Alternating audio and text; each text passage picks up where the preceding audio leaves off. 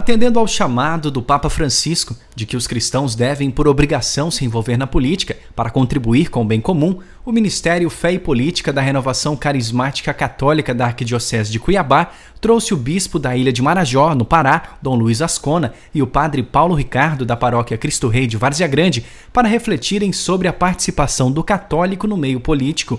O encontro também reuniu participantes das dioceses de Cáceres e Rondonópolis, além de fiéis e sacerdotes de Cuiabá e Várzea Grande. Eu sei que a desilusão é muito grande no nosso país, mas quanto mais desistirmos, mais as autoridades terão o direito de fazer o que bem entendem, porque ninguém está preocupado com nada e cristão não pode pecar por omissão.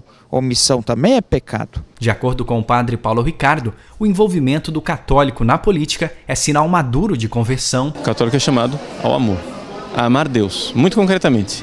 E esse amar a Deus, ele tem que se encarnar. Tem que ser uma realidade que envolve toda a nossa vida, inclusive a nossa vida social e política. Por isso, se a nossa conversão ainda não inclui uma conversão na vida política, a nossa conversão está incompleta.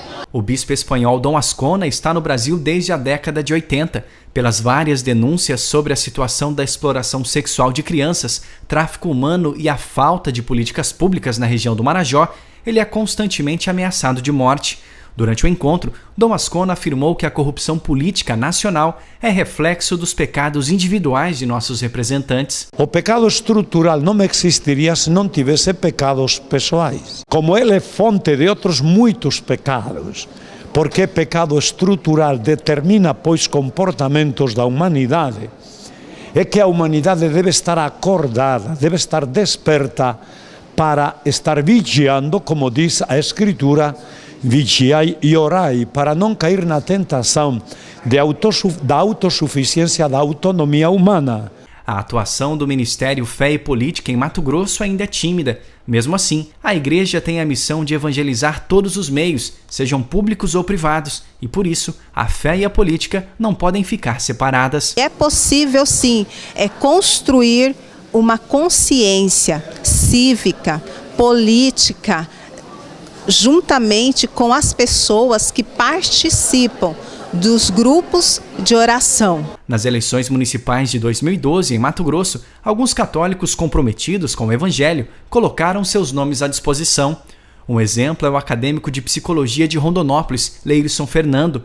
Apesar da boa votação, ele não foi eleito para o cargo de vereador. Fernandão, como é conhecido, partilha a experiência de dizer sim ao chamado para a vocação política. O que eu pude tirar de positivo é o desejo de continuar, de lutar nessa missão, de acreditar que é possível ter político, é possível fazer parte do processo político, não perdendo a dignidade de cristão, a dignidade de ser humano e levar os nossos valores, o nosso princípio cristão para dentro desse meio político.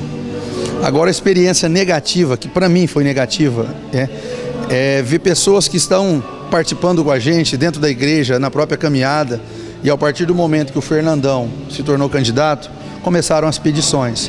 Fernando, me dá R$50, Fernando, você vai arrumar um emprego para mim, para fulano.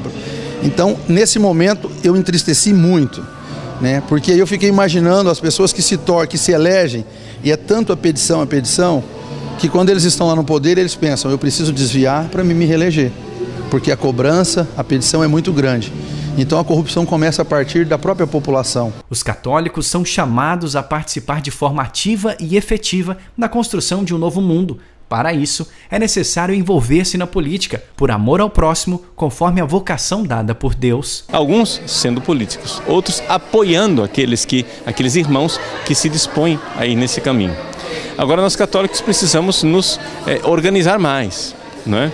Porque o que é que nós estamos vendo acontecer? Que cada vez que um irmão sai e se lança no mundo da política, ele é isolado como se fosse um leproso.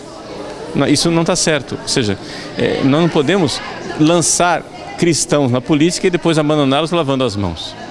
Nós precisamos depois estar junto, acompanhar o mandato daquela pessoa para que façamos a nossa parte. Não é? Ou seja, na realidade, se nós temos maus políticos, é exatamente por causa da falta de envolvimento. Então, quando a gente fala de omissão na política, é omissão dos dois lados. Ou seja, não somente daqueles que poderiam se candidatar, mas também daqueles que poderiam apoiar e estar junto e cobrar e seguir o mandato de cada um dos seus candidatos.